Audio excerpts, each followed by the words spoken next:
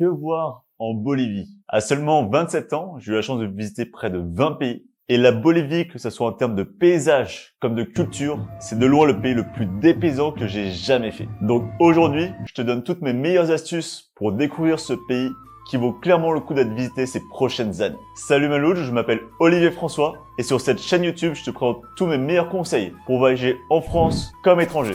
Donc abonne-toi dès maintenant pour ne rien louper. Que voir en Bolivie?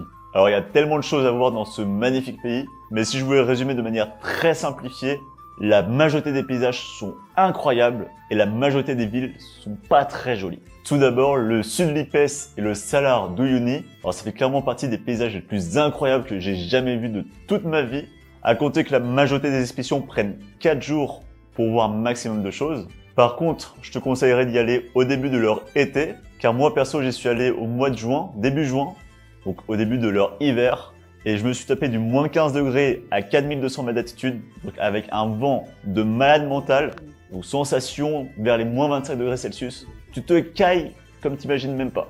Deuxième étape de ton futur voyage en Bolivie, le parc national de Toro Toro. Bon, c'est moins haut en altitude, c'est entre 2700 et 3700 mètres.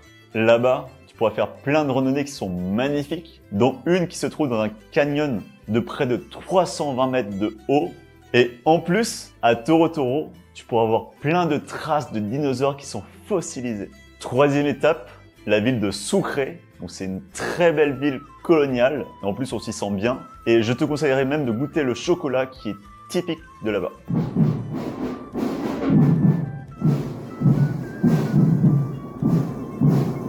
Ensuite, un autre incontournable, c'est la ville de La Paz. Alors, j'ai clairement un avis mitigé sur cette ville, parce que d'un côté, elle est assez sale, il y a plein de minibus qui produisent énormément de fumée, mais d'un autre côté, la ville est dans une cuvette, donc il y a énormément de points de vue qui sont magnifiques, et tu peux voir tous les bâtiments en briques de la ville. Et en plus, à La Paz, tu pourras découvrir le plus grand réseau de téléphériques au monde, et qui t'offre une vue unique sur toute la ville. Un lieu clairement insolite à La Paz, c'est le marché aux sorcières. Donc là-bas, tu pourras découvrir la culture Aymara, une des deux grandes cultures amérindiennes du pays avec les Quechua. Alors je te préviens tout de suite, c'est très intéressant comme lieu à découvrir, mais ça peut être un petit peu choquant. Par exemple, tu peux voir des bébés lamas empaillés. Bon, ça fait partie de la culture, mais ça reste bizarre aux yeux des Occidentaux. Et je te conseillerais aussi d'aller à La Paz, car c'est vraiment le lieu de départ pour beaucoup d'expéditions dans le pays. Par exemple, depuis La Paz, tu peux découvrir le lac Titicaca, l'Isla del Sol, les ruines de Tiwanaku, la vallée de la Luna, la vallée de la mort.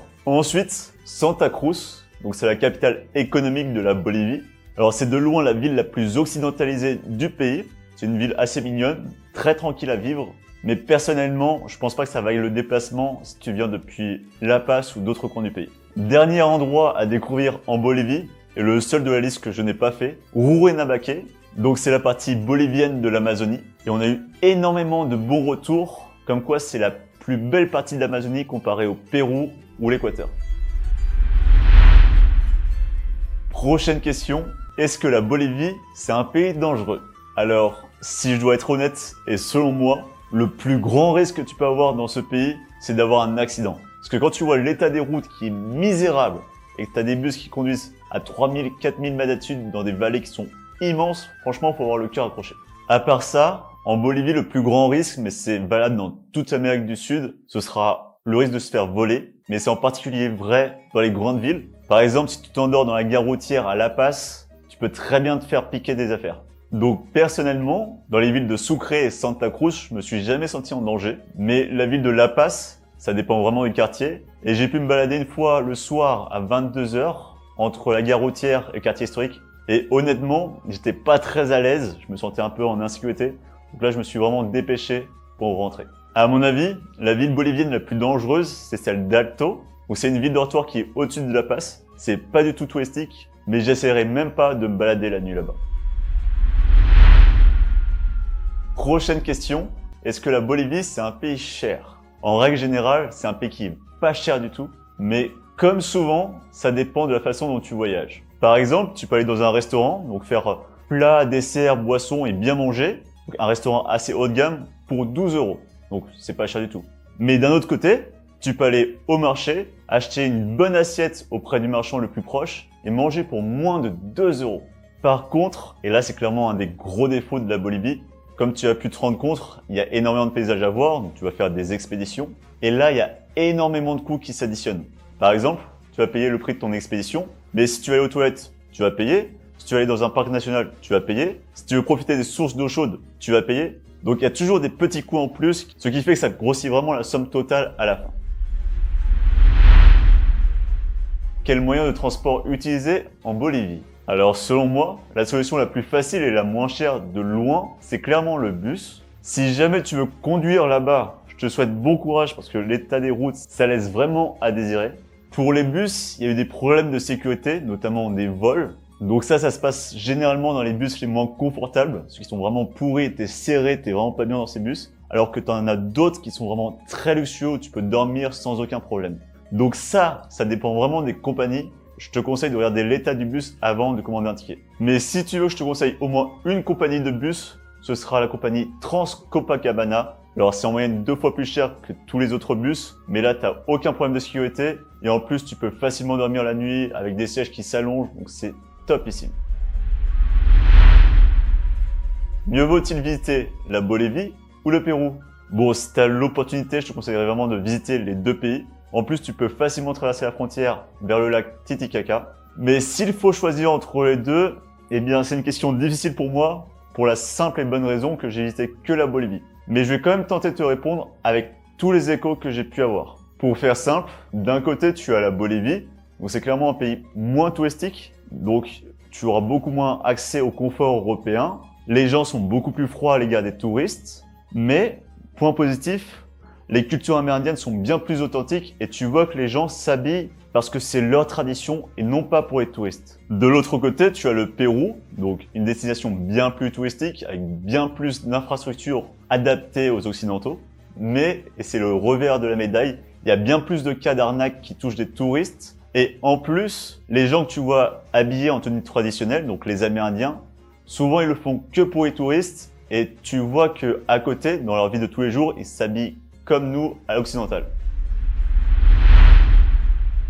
Comment gérer l'altitude en Bolivie? Si tu ne le sais pas déjà, la Bolivie c'est un pays qui est très haut en altitude. Par exemple, tu as Sucre à 2800 mètres, tu as le lac Titicaca à 3600 et si tu fais le Salar de Uyuni, tu peux passer 4 jours au-dessus de 4000 mètres et même monter à un moment à 5000 mètres. Et pour les plus courageux d'entre vous, vous pouvez même monter un volcan à 6000 mètres. Donc oui, si tu n'es pas préparé, l'altitude ça peut te faire très mal. Ça va commencer par des bons maux de tête, des nausées, des insuffisances respiratoires et dans les pires des cas, même des hospitalisations.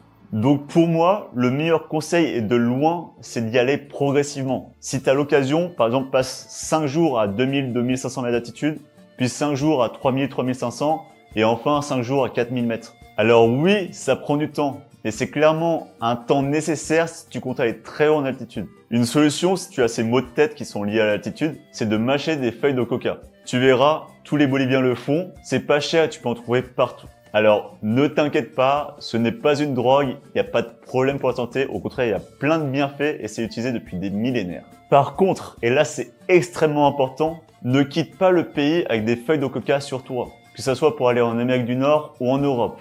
La très grande majorité des pays du monde se base sur la vision américaine, c'est-à-dire qu'ils considèrent les feuilles de coca comme de la drogue dure. En fait, pour les Américains, comme tu utilises ces feuilles pour fabriquer de la poudre blanche, à mon avis, tu vois de quoi je parle, c'est interdit de manière très stricte. Donc, si tu en ramènes en France, tu risques de très gros problèmes de justice. Par exemple, il y a quelques années, il y a un gars qui a ramené quelques centaines de grammes de feuilles de coca, et c'est même pas suffisant pour faire un seul gramme de poudre blanche. Et lui, il en a acheté juste pour faire de la tisane.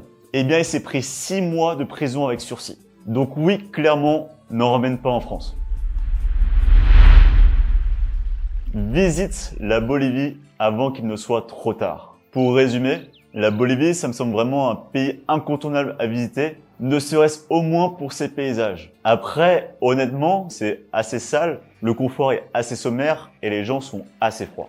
Mais par contre, et ce sera mon dernier conseil et peut-être même le conseil le plus important, je te conseillerais réellement de visiter la Bolivie dans les 10 prochaines années. Car comme je te l'ai dit, les cultures amérindiennes sont encore très vivaces. Tu peux voir plein de femmes qui sont habillées en tenue traditionnelle, mais tu pourras également remarquer que les traditions se perdent avec les nouvelles générations. Les jeunes s'habillent de plus en plus comme nous à l'occidental. Et un autre point, comme la Bolivie devient de plus en plus touristique, j'ai peur que ça fasse comme au Pérou et que ces traditions soient de plus en plus instrumentalisées et donc de moins en moins authentiques. Bref, je te le dis encore une fois, mais visite la Bolivie, c'est vraiment un pays unique en son genre. Si jamais les autres pays d'Amérique latine t'intéressent, tels que le Brésil, l'Argentine ou même le Panama, j'ai fait d'autres vidéos qui sont ici pour te présenter mon expérience, donc je t'invite à les regarder.